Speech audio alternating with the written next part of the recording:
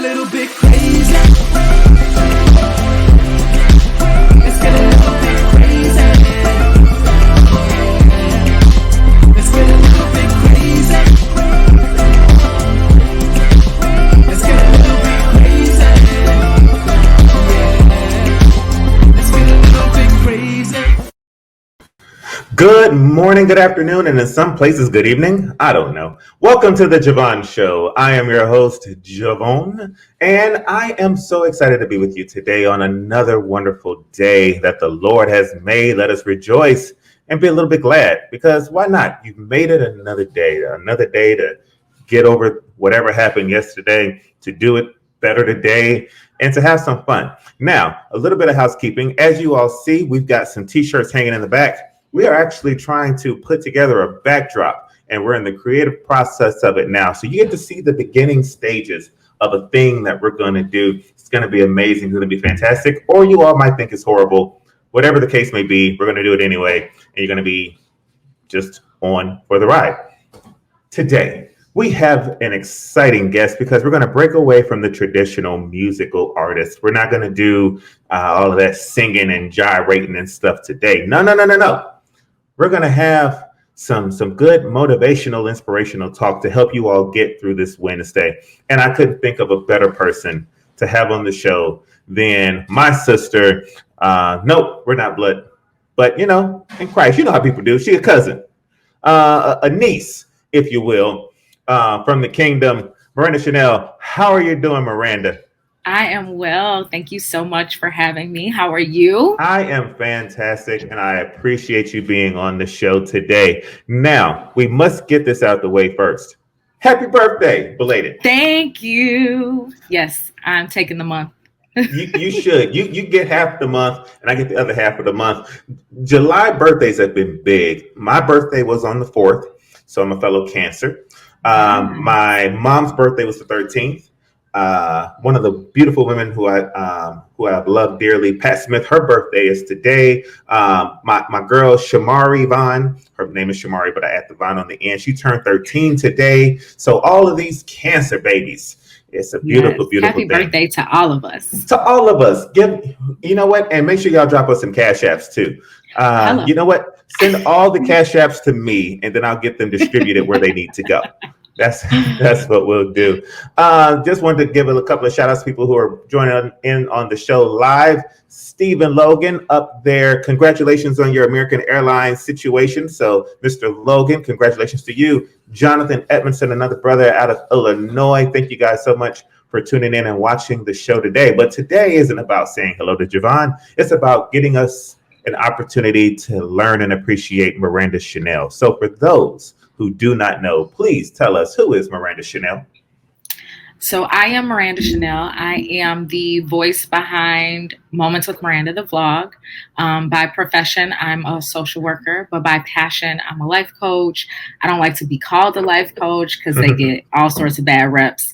I'm a mentor. That's another title that I'm a little sticky with because it's a whole lot of people with a whole lot of mentees and ain't nobody doing nothing. So I like to call myself your uncomfortability coach. I coach people through the uncomfortable parts of life. I make stuff uncomfortable for you because it's not until we're uncomfortable that we actually change and do the things that we need to do in life. And so I'm really just out here trying to bridge the gap between spiritual health and mental health, and trying to make people's lives a little bit better, one moment at a time. That is what's up. And Mr. Collins, who helped generate today's interview, he's clapping because he knows that we're going to get into some stuff today. And I'm going to be a guinea pig because when I saw Mr. Collins, and I call him Mr. Collins because I don't ever want to pronounce his first name right. Marcus. Nope, Marquis is what I go with.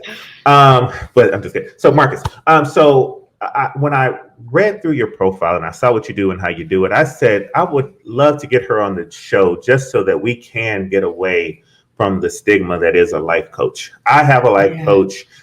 She helps me tremendously through a lot of things. And I figured out that more people need them. If you're not doing therapy, which you should also do, we all could use somebody to talk to therapeutically. But a life coach is a great situation to have. So I don't want you to get away from that title because it's something that we all could use a little coaching through life. Now that you told what your titles are, what are some of the specific ways that you kind of help people get through some of the situations that's going on in their life? And then you and I are going to have a little practice free session today as well. We're gonna get nice and vulnerable up for the next, and we're gonna count this down too, because I don't like being uncomfortable. So we're gonna do about, for the next 20 minutes, we're gonna do just a little bit of life coaching, real life. That sounds good. But give us an idea of, in general, because you gave a macro, but on a micro level, what are some things that you do to help people through their life situations? So I do one-on-one mentoring. I do conversations over coffee, which is really just consulting, where we sit down over a cup of coffee and have a conversation about what it is that's happening in people's lives. By profession, I'm trained to be a therapist. And so I walk people through grief processes, through processing their identity, through processing divorces, through processing anything that may happen in life. For me, I get the title of life coach gets tricky to me, because I feel like it's a title that anybody just adds on because they can sit down and tell you their personal opinion on how you should live your life. And in reality, they have no educational background, they have no training, they have none of that. And yet, as soon as somebody gives them their ear, all of a sudden they feel like they're a valuable influence. And just because somebody is listening doesn't necessarily mean that they're the influence that you should have in your life. And so for me, I'm not real big on titles. I don't often drop like, hey, I'm degreed in this, or I do this, or I do that. But I really just try to meet people where they are, because the truth of the matter is what's from the heart reaches the heart. And a lot of times in life, we could get through life a little bit easier if we could just have somebody to hold our hand, or to walk with us through some of it, or to tell us, don't go that way, sis. I've been down there. You don't want to go that way. Or, like friends who are honest about things. A lot of us don't have real friends or mirrors at home. And that's why we look the way we looked and do the things that we do in public. And so for me, it's about being a presence in the lives of people where there is an absence in some shape, form, or fashion. Now, I know that you don't like to brag on your education and what makes you valuable and what makes you intrigued in this. But while we're right here at the beginning, what is your educational background, and what has prepared you for this season? Yeah, so I have a bachelor's degree in communications with a minor in African American studies, and I have a master's degree in social work. So I have been a licensed social worker. I've done individual, group, family therapy. I've worked with DCFS, youth in care, with sexually reactive teens and adults. I've worked in juvenile detention with juvenile probation. And my 9 to 5, I currently run a 24-hour mental health crisis line for the state of Illinois. So then what you're saying is that you are prepared for such a season. Indeed. Yeah. I'm intentional about making sure that people get not just what sounds good, but what is good. That is what's up. So I am excited because we're going to do some life coaching this morning. And it's not going to necessarily be me being life coached today. I have someone that has been in need of life coaching for the last 21 years, and I'm going to bring him on the line right now. His name is Maurice Griffin. Hi. Hey, beautiful. How are you? I'm well. How are you? I'm great. Maurice Griffin is a Sunday's Best finalist. He is an accomplished singer, songwriter, producer, entrepreneur. And he has just been navigating through life carefree, willy-nilly. And for whatever reason, he likes to come on my show because he knows that, number one, he's going to have a good time. Number two, I'm going to point out that his guitar keeps falling further and further into the pit of despair. You don't leave me my guitar alone. Only something that I would notice. Don't worry about fixing it now. That's why we have a life coach on, to recognize those things and fix it. Now, Maurice, thank you for coming on the show and co-hosting again and being vulnerable today as Miranda kind of life coaches us through some things today. Are you ready to be a little bit life coached? Yes.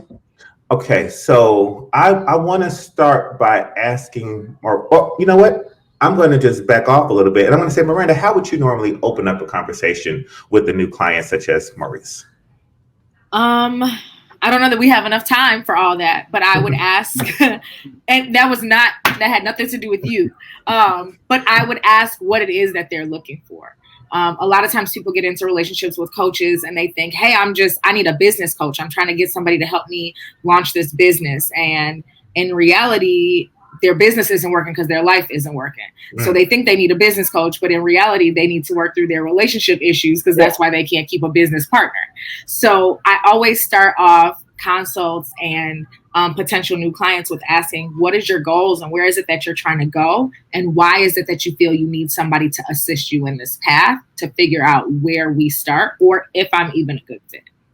And what would you respond to that with, Maurice? I would respond, if I was doing it, I would respond to as my goal is to be the best me I can be as possible. And to expose that to a generation of people that feel like they don't need what I'm doing, and being able to merge that together and be the example that people need to see so they can be inspired to live a better life as well. That's something that I would, want to have a life coach with. Everything about what I do ties into that. And I would need somebody to kind of talk that with, so that I can have, people calling me Jesus. Can you see what happened? Where's my Google? Oh, there you are. Okay. So I would say that, and then I would tie it into, because of my brand. I think that in this generation, everybody wants to be able to see as much as they can so they can trust as much as they can. So that for me, it can translate into dollars. And then also building a brand that can establish for other people to grow as well.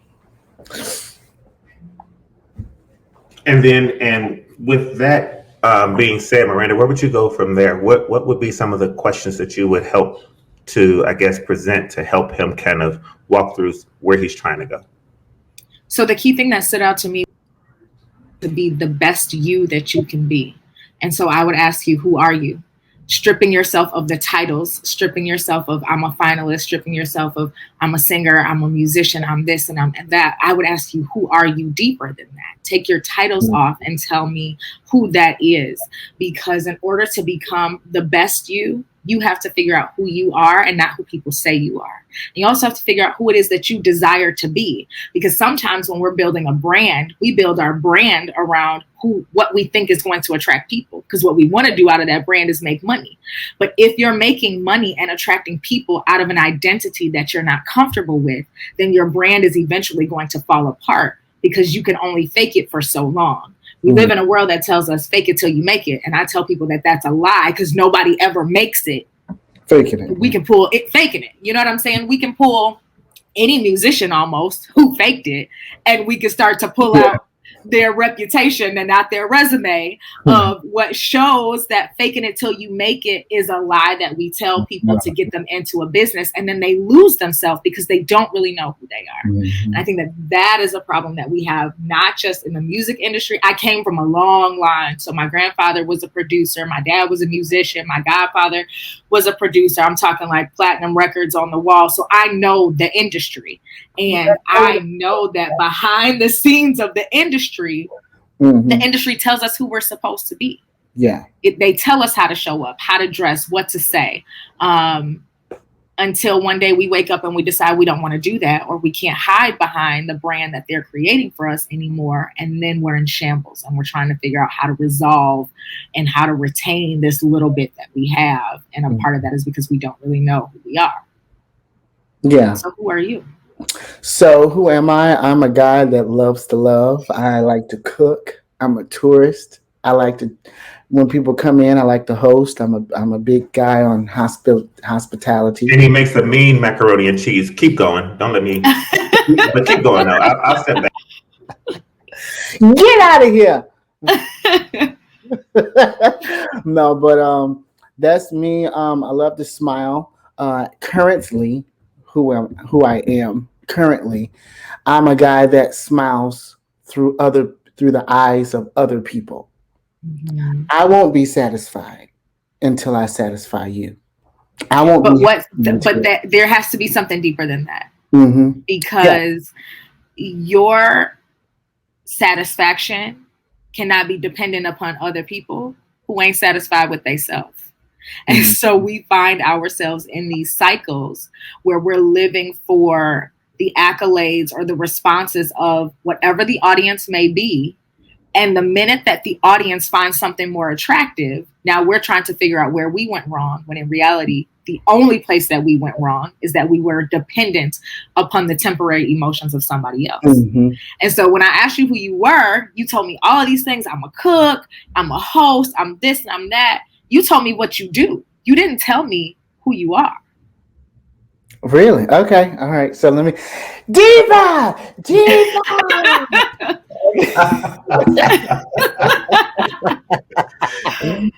What you about to say, boy? What you about to say? We're here. We're listening. Yeah. Go Diva. Okay. So who is Maurice?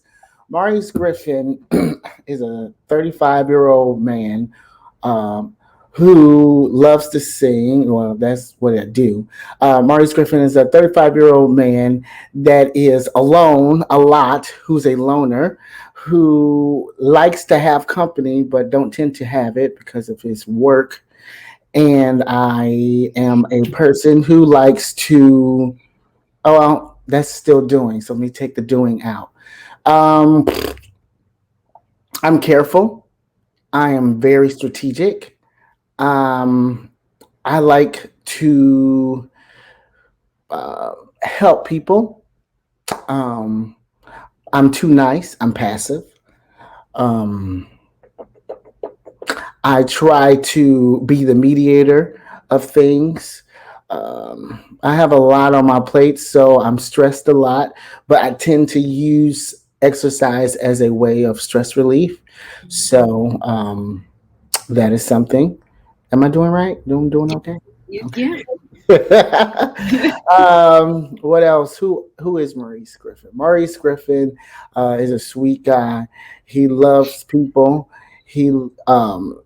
My goal is to, be that guy that everybody says, "Oh, that's my boy. He's a nice guy. He's nice. He's sweet. He's loving. He's caring." But that's just me. I grew up looking at that, so I became that. So. So my question for you would be, who does those things for you? Nobody but me. And that is why you are who you are. Mm-hmm. Because what you do is give off what you desire. Mm-hmm. And so as you would walk through coaching, mentoring, whatever title people want to give it, I would go back and we would go deep. And we would figure out why you feel like you have to be the person who shows up for everybody, and why you feel like you have to be the mediator all the time, and why it is that your happiness is in making other people happy, because the same grace that you give out to others, you also deserve. And so learning how to give ourselves the things that we so willingly give to others is a skill that very few people have, and that is very difficult to learn, because we live in a society that says that we're supposed to be small when in reality we were born big. Yeah. And so even in being in the music industry, that mentality, it will get you into all of the rooms, and then it will get you abused. Mm-hmm. Mm-hmm. Mm-hmm. And when you're in the gospel industry, miss me with this whole like ain't no church hurt. If we are the church and you hurt me, then I'm church hurt. Okay. Right. And so now I'm looking at God, asking God, why would you put me in a place that was going to hurt me if this is a gift that you gave me? And why do I even want to do this anymore? And now I'm in this cyclical cycle between people and my relationship with God and my gifts and my talents and my dreams and my desires. And we go back into that thing of, if I just don't need anything, then nobody can disappoint me. Yeah. And so that is where I would work with you. And I would pull it all out from the root. Ooh, let me ask Maurice, how comfortable is it being vulnerable and uncomfortable for you, like in this type of moment? Say it again. How comfortable does what? How comfortable is it being vulnerable in this type of moment? Like with like releasing and going deep like that with someone? For me, it's a deliverance. It's a progress. Stress relief. And for me, I feel like it's good because you can become more at peace with yourself. to be honest. I think a lot of times people are not at peace. They say they're at peace, but they're not at peace because they never get to really say or do what they really want to say or do. I know that for me, I'm so comfortable being vulnerable and I'm so at peace with it and I'm almost so used to it that it becomes scary sometimes. Like, why are you so okay with putting all of your business out there? Is that a sign, Miranda, of trouble or is it more of a sign of security? Is it false security? Do you understand, I guess, where I'm going with it? I do. Yeah. So it could go both ways. So the truth of the matter is that healing happens in vulnerability, but healing also happens in community. And we think that we can heal all by ourselves, but in reality, healing happens amongst other people who have the ability to hold us together when we feel like all we need to do is fall apart. And vulnerability is a very scary state to be in when it's real. Our problem, though, is that we confuse vulnerability for being real, and they're not the same. Having a lack of boundaries and not caring and living in this space where it don't matter what nobody thinks about me, that's not necessarily vulnerability.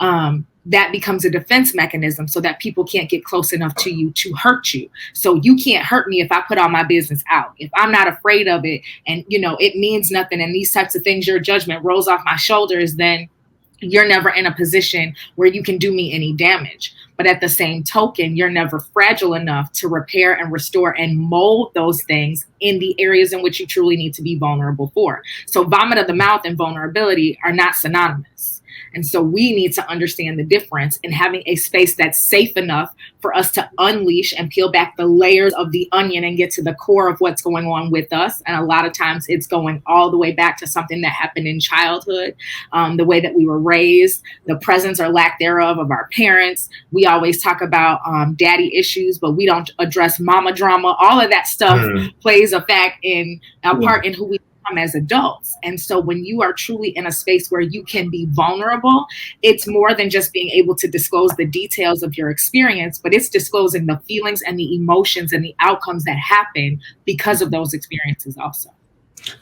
You mentioned something great there and was talking about those people who have those boundaries up. If you're someone, let's say, who is extremely vulnerable and you're willing to just give out everything that you have, and let's say you're dating someone who has those boundaries up and is guarded, that can cause friction sometimes, right? So how does the one vulnerable who loves getting information and talking through things share a space with someone who's always guarded, reserved, and doesn't want to give up anything at all? The same way we do in any relationship, and that's baby steps. Relationships don't have to work and fast forward. And sometimes people need to be able to establish a certain level of trust with you in order to become vulnerable. You don't have to disclose everything all at one time. In fact, I would suggest that if it's the first date and she's telling you all her business or he telling you all his business, pack up your stuff and run, because they ain't got no boundaries there. They don't have any boundaries anywhere. Wow. Boundaries are a life skill. You know what I'm saying? So if you don't have any boundaries about the things that are important and special in your life or the things that shaped who you are, then you won't have any boundaries in the workplace, or you won't have any boundaries with exchanging our business over dinner with your friends or on social media or whatever. And so if you are a very comfortable, social, vulnerable individual and your partner isn't, then you have to give them room to grow and to trust you to be able to be vulnerable there. And you have to be able to display the fact that you can be both vulnerable and disciplined enough to have boundaries. I can be very vulnerable in places where it's appropriate, and then have very appropriate boundaries in places where they're necessary and appropriate too. There has to be a balance. And if you don't feel like you can be safe with me as your partner because I have a lot of vulnerability, then our relationship will never get to a place where it can be beneficial to both parties, because you will never feel safe. As a single man, Maurice, and real quick, what's your sign again, Maurice? Taurus. You're Taurus. That's right. Do you feel yourself being able to be vulnerable and receive vulnerability when you're out meeting and trying to connect with someone? That is too funny. Yes and yes, but that's a bad thing. Okay, Mm-hmm. that's a bad thing for me because I'm already vulnerable enough in music because that's what music is universal. So you're already vulnerable in that state. So when you get done ministering or traveling, normally 9 times out of 10, I travel because I'm singing. So when I'm vulnerable, I want what I'm missing. Mm-hmm. Really, really, really, really, really, really, really, really bad. And that could be a bad thing because now I'm open to receiving a lot of spirits that I don't need. Wow, that's deep. That's deep. I was reading something, and I'm not going to say when I was reading it, but I was mentioning, or I happened to realize and understand, I'm getting to a point here, that Miranda is a Cancer woman and Maurice as a Taurus man. There's some compatibility there. And it says that Tauruses and Cancers speak the same love language, money. I love Miranda. Sounds tacky, but truly, the bull is known for being superb at managing money, and the Cancer is serious about planning for the future. Are you planning for your future, Miranda? Indeed. I'm going to keep reading then. Emotional and financial security go hand in hand for both sides. Look at your neighbor and say, both sides. Both sides. Both sides. Mhm. Both, lest you think this would be a mercenary, loveless pairing. Remember that Tauruses, like Cancers, love classic hearts and flowers romance. Are you a classic hearts and flowers romance type of guy, Maurice? Absolutely. Are you a flowers and hearts romance type of person, Miranda? I am. I'm going to keep reading then. We're talking bouquets of lilies for no reason, bath bombs and couples cooking classes. The scripture finishes with, we're seeing that bathtub scene from the Bridges of Madison County in your future together, minus the whole affair plot. So the Taurus is the number 3 compatibility sign for Cancers. And I know we're talking about boundaries, but it's the Je Vaughn Show. And he has no boundaries. Miranda was put on this show for a reason.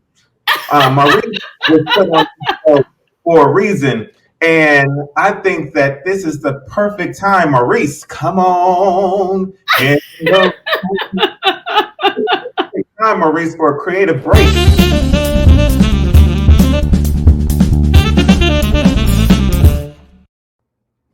Love.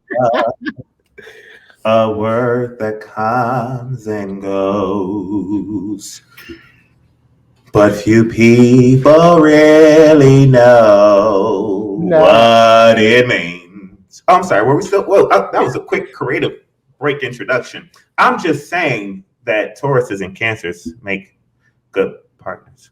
Well, Miranda, you're on fleek, so I think you may be on to something. I know I'm on to something. So as we exchange information after this interview, no, Marcus, no. I knew what I was doing today because as soon as Maurice said he'll come on the show and host on Wednesday, I said, there is a young lady and she's got some skills that could be perfect when merged together with someone. Huh? It's the hell for me. Hello. We're just totally changing subjects now. Miranda, how can you be reached on social media? I can be reached on social media at Moments with Miranda. On Instagram, Moments with Miranda on Facebook, or Miranda Chinell on Facebook. Mr. Griffin, how are you being able to be reached on social media?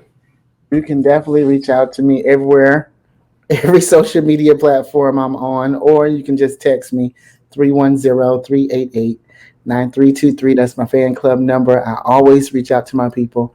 Matter of fact, I'm reaching out to them right now to say, come on live with me. And what was that phone number one more time so the people can have it? 310-388-9323. 9323.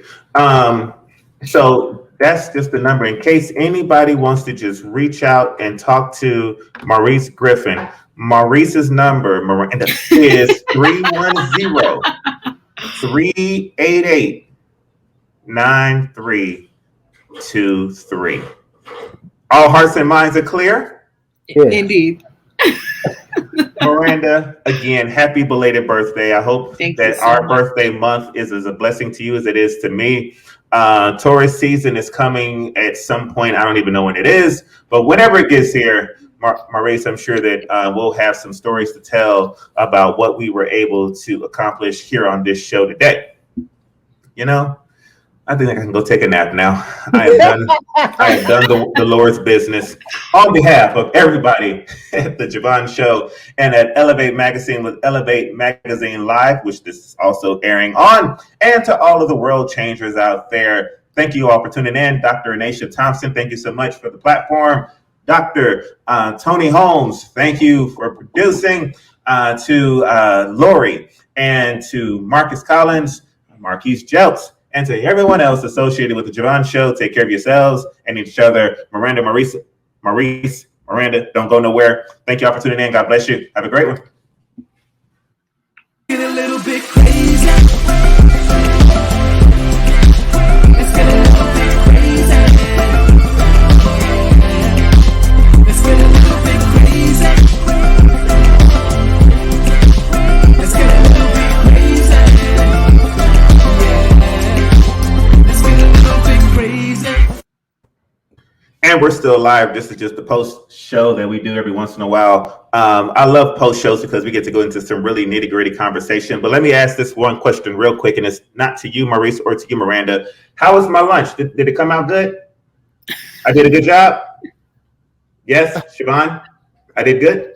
Excellent. All right. Now that that's been situated, because apparently you have to feed your children. That's one of the requirements. Yes, they Feeding call the children. people if you don't. They really do. Miranda, do you have any children? I have 2 boys. Excellent. How old are they? They're 12 and 5. 12 and 5 are good ages. I have 19, 17, 14, and 8. God bless your ministry. 9. She's 9? She's 8. Vaughn is 8. I'm out. Vaughn, how old are you? 8. Thank you. Good Lord. You better know your son's age. Come on. Huh? Doggone it. I knew I had it right. And are you open to having more, Miranda? No, the kitchen is closed. Kitchen is closed. Maurice didn't want no kids anyway. I'm so glad you tried the spirit and you knew the spirit. So I wanted to dive seriously into a little bit more of what you were saying about the vulnerability aspect. So allow me to get serious for just one quick second, because you were hitting on some great things with Maurice, and I could definitely see some places where you're going. I just want to make sure that that's where you were going and not just reading into things. So when you are always giving, always vulnerable, always trying to please other people, that's something that you're trying to get back reciprocated to you. How do you prepare, or I guess walk mentally, spiritually, when it's consistently not coming back to you, but yet you're consistently reaching out for it and it's consistently not coming back to you? First of all, go to therapy. Of Get course. somebody who will walk through this thing with you, because there's no cookie cutter answer for that question. And so a lot of times when you are consistently reaching out and reaching out and reaching out and reaching out, and you're never grasping what it is that you're reaching for, you'll end up with something, but it still won't fill that void that you're looking to fill. And so ultimately what you need to do is to go back and do the work to figure out why it is that you're constantly chasing this thing that appears to be unattainable. And it's not so much that it actually is unattainable, but perhaps you have some work in an area that you need to do, because what you're reaching for and what you're grasping may not actually be able to fill the void that you have. So we think, hey, I'm lonely. I want somebody to be here. And then you end up with somebody here, okay? Except you still lonely. That's because you're dealing with loneliness, which is not the absence of a body, but it is the absence of companionship. And so if you cannot actually have companionship, it don't matter how many bodies are in the space with you, it's still not going to fulfill what it is that you're looking for. So you're going to keep reaching until you can actually get the companionship that you need. And in order to truly have companionship, you have to be able to have a relationship that has trust, where you are free to show up and be your authentic self. You don't have to show up as who they want you to be. You don't have to show up as the artist. You don't have to show up as the dad. You don't have to show up as the chick who's got it all together with the brows and the lashes. You can just show up and be with all of your stuff, because we all come with stuff. We just package it different. Just because my stuff is in a Fendi bag and yours is in a Target bag don't mean that my stuff is no worse or better than yours. We all come with our own level of stuff. And if we haven't worked through our stuff, how dare we ask somebody else to accept it?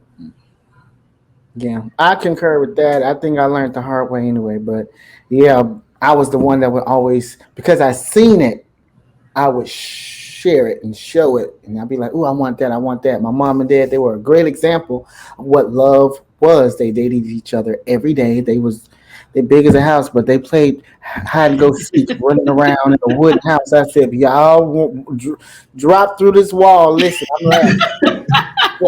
I'm here playing hide and seek, running around big self. But anyway, I love them. I saw that.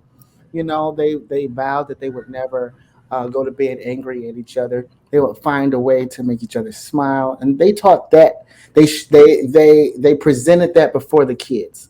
What I did not get taught was how to keep it or how to actually get it for myself. Yeah. That's what I didn't get taught. I was presented with the action of what love looks like, but I wasn't taught how to get it, how to maintain it. That makes sense. And kudos to your parents for being the example, because a lot of people don't get to see it. Yeah. But the backside is they don't teach us how to not go to bed angry. We just see that they're not angry anymore. And there's a process on the back end that happens. Because my stubborn self, we're not going to go to bed angry. Cool. I've been up 3 days drinking Monsters and Red Bulls and coffee because I'm still mad. Okay. We're not going to go to bed angry. So your girl been up for 72 hours. Yeah. Because marriage and relationships take work. And so we get caught up in the pretty part that we see, and nobody teaches us the work part that has to go in. We get caught up in the wedding. Yeah. And nobody teaches us how to have a marriage. Like, okay, we're going to go through this premarital counseling. Okay, but what do I do after I say I do? I got to go home with this joker and he squeezed the toothpaste in the middle. Like, you can't be with nobody. No, you cannot be with somebody that squeezes the toothpaste in the middle. I'm trying to tell you. This is why I left. Justified. That's justified in the Texas courts. Hello, I'm trying to tell y'all. In the Texas courts. But, you know, we see examples of what we want, and we think that if we show up that way, that it's going to be enough. We believe that we can love the hell out of somebody, that we could just keep giving them opportunities and we could teach them. And maybe if they come around my family and see it, since they didn't have it in their family, they could learn it. Maybe, but maybe not. Mm-hmm. And so it's not our responsibility. Ooh, this is going to be good. It's not our responsibility to teach somebody else constantly how to love us. Wait. Hey, that contradicts, though, what so many people have taught us.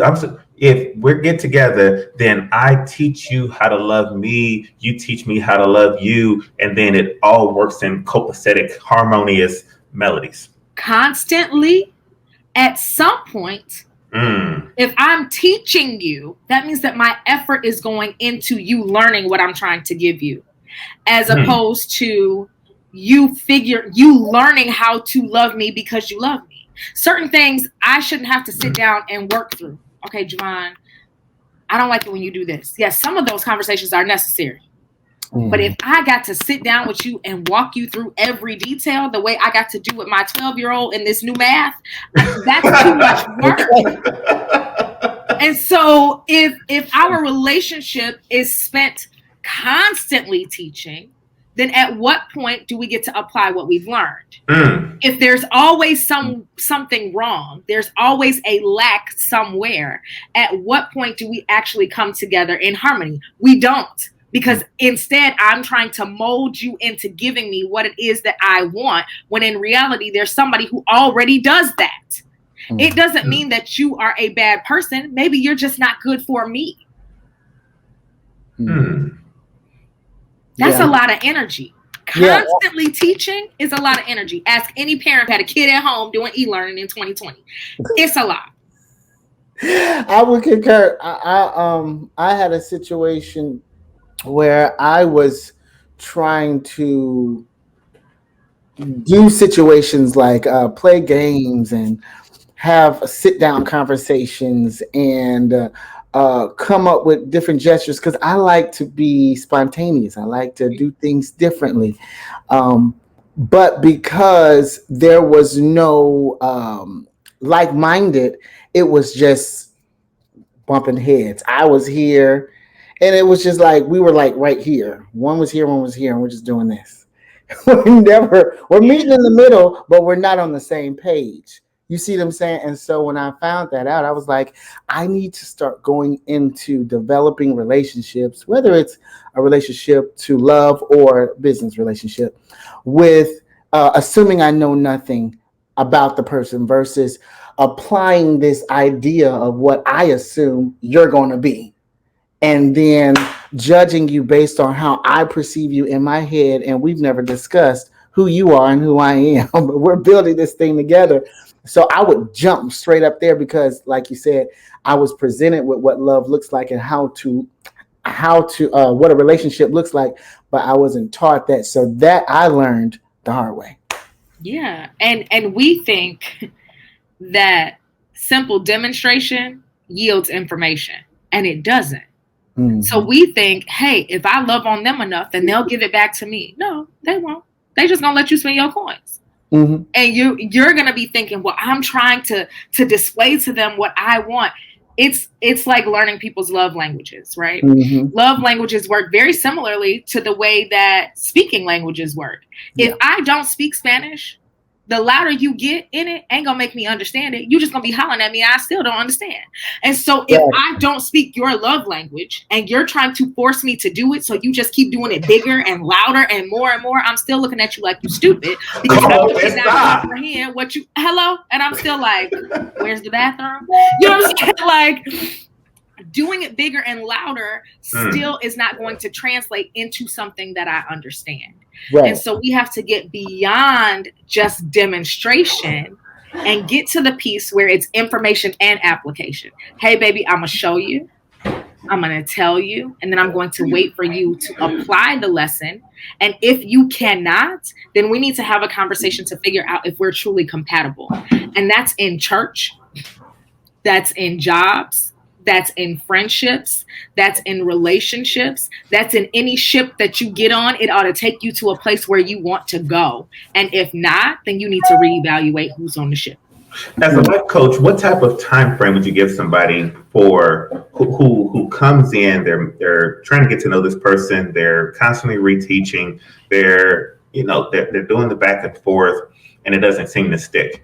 I know that people's time is valuable, and each person has a different concept of the value of their time. But as a life coach, you say, listen, 3 months in, he's still not getting it. 2 months in, she's still not getting it. Y'all been dating for a year, and y'all still doing this back and forth. What type of time frame would you as a life coach normally give?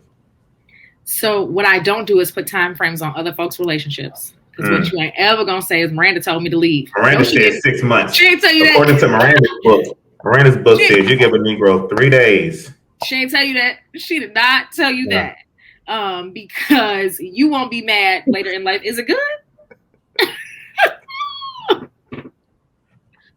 Okay.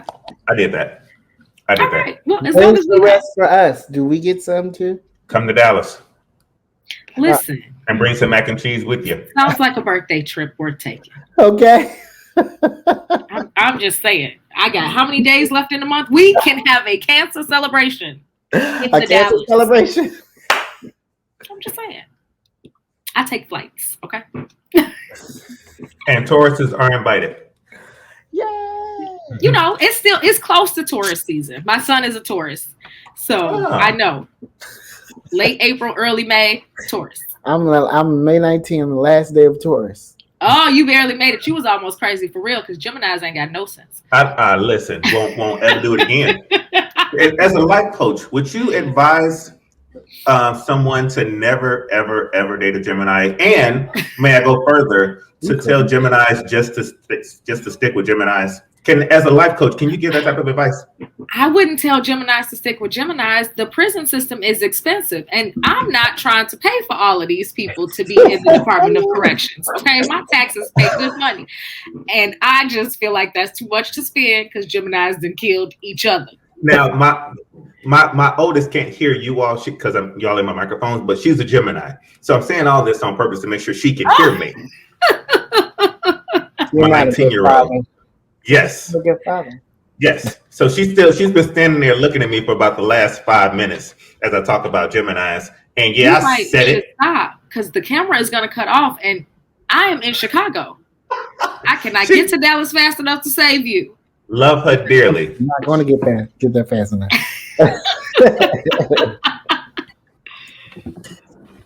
As you were saying, I'm sorry. Don't let me interrupt. I don't know what I was saying. He was saying, would you tell somebody as a life coach not to date a Gemini? Oh, no, I wouldn't tell them that. It's a couple good ones out there. You just got to shake the pot up. My daddy's a Gemini, so I might be a little bit biased. Oh, okay. Okay, then. Okay. So, last question before I get you out of here, because this is about you today, and I'm just curious, what makes someone say, you know what, I'm going to spend my life's work helping people figure out and organize their mess and confusion? What was it in your background where that epiphany said, you know what, I know what I should be doing, helping folks get it together? Yeah. So in all actuality, I went to college determined to be an attorney. When I was a little girl, I wanted to be Claire Huxtable when I grew up. I was like, you know what, I'm a lawyer. I'm going to have a doctor husband. We're going to have a tribe of kids. And any issue we ever have is going to be resolved in 30 minutes. I was going to have the life. And so I went to school, and I went to school pre-law, and I started to mentor. And I realized that people needed people long before they needed an attorney. And so even though I would have made a whole lot more money, oh Lord, as an attorney, I changed lives a whole lot sooner as a social worker and as a mentor and as a friend and a coach and a sister. And so I do this work because I went through a whole lot of things in these 38 years by myself. And I feel like had somebody been with me or had somebody looked out for me, I wouldn't have had to sit in some of those rooms by myself, or I wouldn't have had to, I wouldn't have took the left when I should have took the right. Somebody could have protected me from some of the scars that I now have. And so my passion is to prevent people from making the same mistakes that I did. Because if I went through it so that you don't have to, then my going through wasn't in vain. Mm-hmm. That's good. You muted. You're on mute. But that may be a good thing. What did you say? Can you come on the show again and help me and Maurice get through our relationship issues? Because I'm going to keep trying to get him to come on my show and co-host and eventually turn it into the Maurice. Why do I keep wanting to change your name? The Maurice Show featuring Je Vaughn. That's what I'm going for. Oh, okay. That's what I'm going for. So we're going to have you back on to help me and Maurice get through our situationship. Yeah, let's do it. Thank you so much for coming on the show today. Again, one more time, how can people get a hold of you? Where do they reach you? I can be found on Facebook or on Instagram at Moments with Miranda. I'm also on Facebook. My personal page is Miranda Chinell. If you request me on my personal page, I might leave you in purgatory because it is my personal page and I keep certain stuff personal on purpose. But you could also find me at www.mirandachinell.com. Excellent. Maurice Griffin, where are you at? I'm right here. What you want me to Jesus say? Christ, I'm out of No, I'm these just things. playing. You can definitely check me out. Facebook, Twitter, TikTok, Instagram. I'm all over there. Type in Maurice Griffin. Like again, World Changers. Love all day. 310-388-9323. That's my fan club number. So yeah, hit me up. I'll respond. I'm the only one that's going to respond. So just hit me up and we'll link up. Fantastic. And y'all know that this is JeVaughn at Je Vaughn Show, everywhere where it's important, including in MySpace. Until next time, take care of yourselves and each other. Love you both. Thanks again, Maurice. And I'll see you on Friday on time, this time at noon, 12 Central at noon on Friday. I'll be in town on the on the Atlantic side. Praise God. Excellent. So that's 1 o'clock then on the Atlantic side, right? Well, what time your show start? 12 Central. Oh, okay. Yeah, 1 o'clock then, yeah. New York side, New York, Atlantic. Yep, because Pacific, California, Indian Ocean is, never mind. Y'all have a great day. See you guys. Bye, everybody.